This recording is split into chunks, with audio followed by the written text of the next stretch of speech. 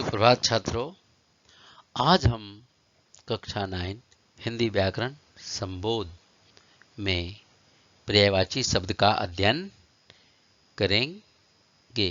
और पर्यायवाची शब्द किसे कहते हैं उसके बारे में आप पिछली कक्षाओं में पढ़ चुके हैं, लेकिन अब आपको इस नई कक्षा में कक्षा 9 में थोड़ा विस्तार से और थोड़ा कठिन शब्दों का भी अध्ययन करना पड़ेगा। घबराने की जरूरत नहीं है, सब आसान ही है, केवल ध्यान पूर्वक समझना है।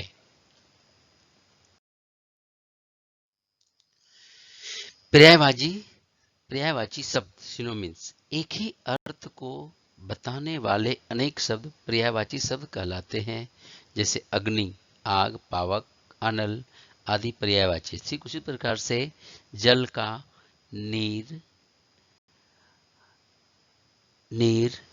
पानी, सलिल, अम्बु, पय होता है, लेकिन उसका प्रयोग कहाँ पर, किस जगह पर करना है, इसके बारे में जानना जरूरी। जैसे आपका मित्र हरिद्वार गया तो आप उसको गंगा पानी लाने के लिए नहीं कहोगे आप मेरे लिए गंगा जल लेकर आना।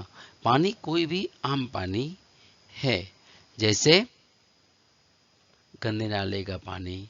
लेकिन जब जल हम बोलेंगे, जैसे पहले के जमाने में राजा महाराजा ऋषि मुनियों के आश्रम में जाते थे, तो ऋषि मुनि अपने शिष्यों को कहते थे, अरे अतिथि को जल अर्पण करो। जल अर्पण करना मतलब पानी देना। पर्यायवाची शब्दों का प्रयोग करते समय बड़ी सावधानी की आवश्यकता, केयरफुल रहना पड़ता है। यह आवश्यक नहीं है कि जिस प्रसंग में एक शब्द दिया जा रहा है उसी प्रसंग में उसका पर्यायवाची भी प्रयुक्त हो।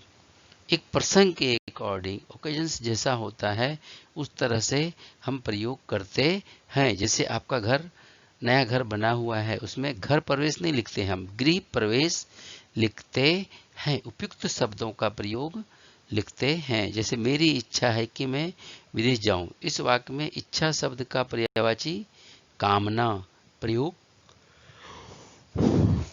किया जाए तो अनुचित होगा, लेकिन इच्छा ही उचित होगा।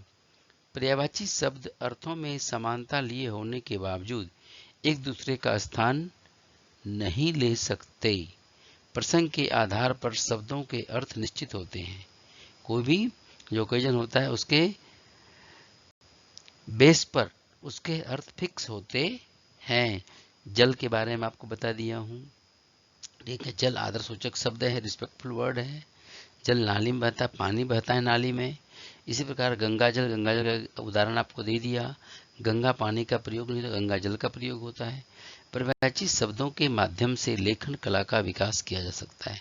इसमें क्या है, राइटिंग आर्ट जो है उसको प्रयोग किया जा सकता है। बार बार एक ही शब्द का प्रयोग न करके शब्द व भिन्नता लाई जा सकती। बार बार रिपीट करेंगे एक ही शब्द को तो वह थोड़ा भाषा में अच्छा नहीं लगता। इस तरह से जगह जगह पर उन शब्दों का प्रयोग हम सावधानी पूर्वक से करते हैं।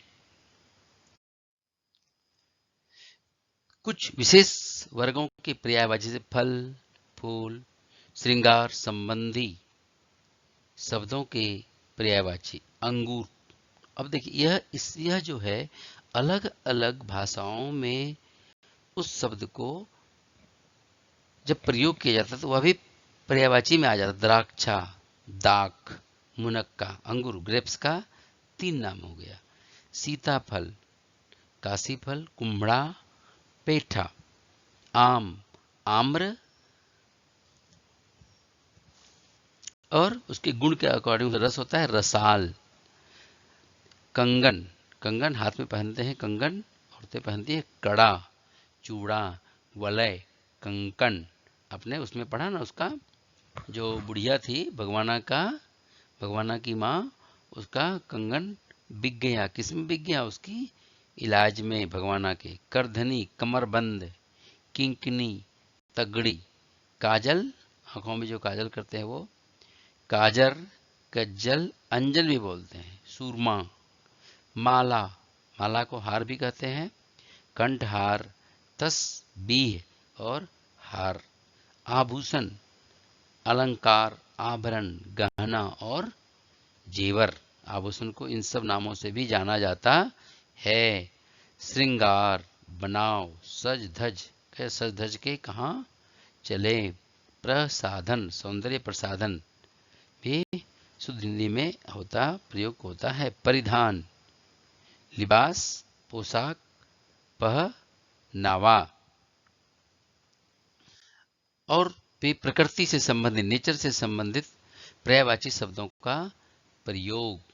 नदी, नदी का सरिता, तटनी, निर्झरी, नीर का प्रयोग हुआ क्योंकि नीर होता है उसमें और नीर के साथ जुड़ा हुआ है। देखिए समुद्र, समुद्र में पानी होता है। सागर, जल, जल का हमने अर्थ बता दिया आपको, जलधि, जल है इसीलिए उदधि। रत्नाकर, उसमें रत्न आदि मिले थे, रत्न देने वाला, समुद्र मंथन में बहुत सारे रत्न मिले थे। पेड़, वृक्ष, विटप, तरु, द्रुम, पादप। फूल, अब फूल का हम देखते हैं फ्लावर, पुष्प, लेकिन फूल हम किसी समय हम फूल को फूल बोल सकते हैं, लेकिन जब पूजा पाठ में बैठते हैं तो वहां पर पंडित जी बोलते हैं पुष्प लाइए। सुमन, सुंदर, जो मन को सुंदर कर दे, सुंदर मन से हम किसी को भी अर्पण करते हैं सुमन, वह प्रसून। कुसुम, उपवन, उद्यान, वाटिका, बाग, बगीचा। वाटिका, अशोक वाटिका में रखा था सीता को रावण ने, बाग, बगीचा, उद्यान। पानी, जल, नीर, वारी, तोय, पय, आब, तालाब, देखिए ताल, सर, सरोवर, तालाब, जलाशय, जल से बने जल का आशय जहां पर है, जलाशय। पर्वत, पहाड़, शैल, अचर। गिरी, नग, भूधर, उसी से बना गिरिधर, मेरे तो गिरधर गोपाल दूसरो न कोई।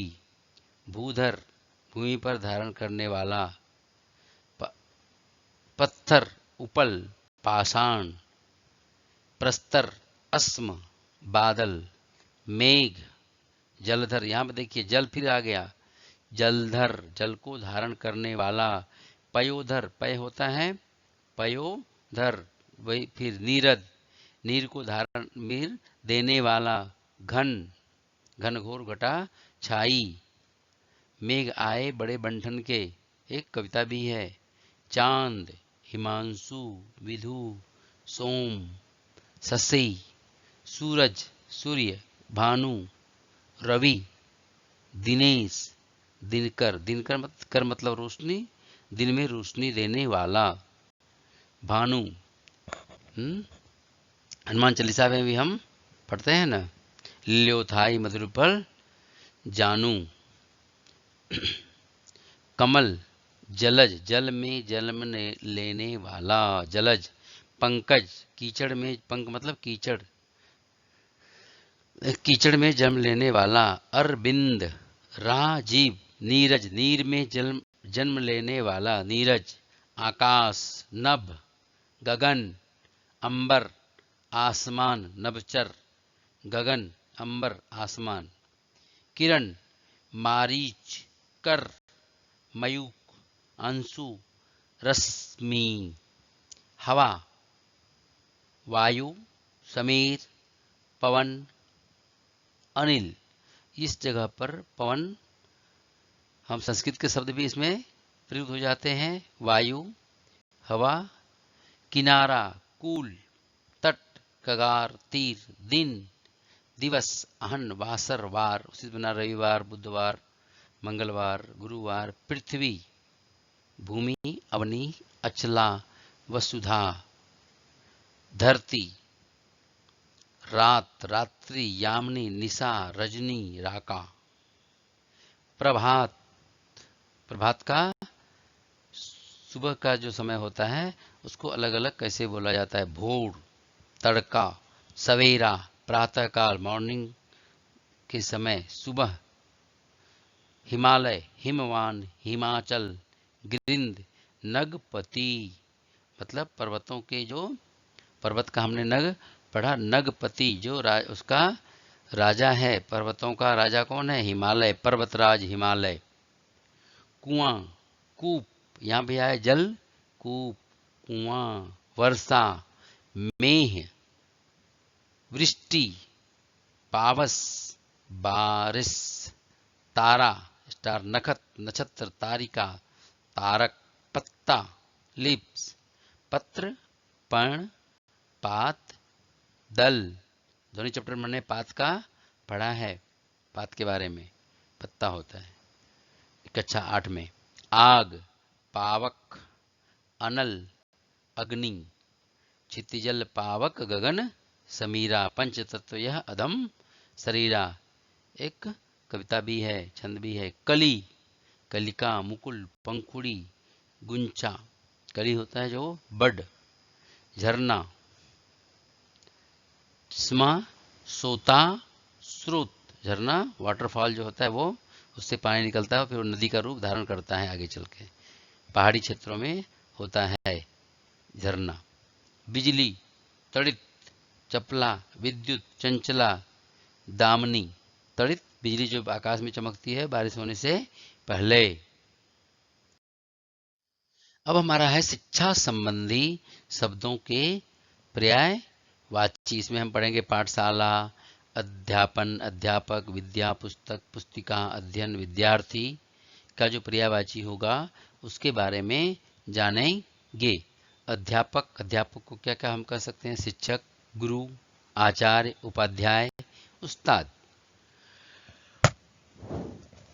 अध्यापन, शिक्षण, उपदेशन, पाठन।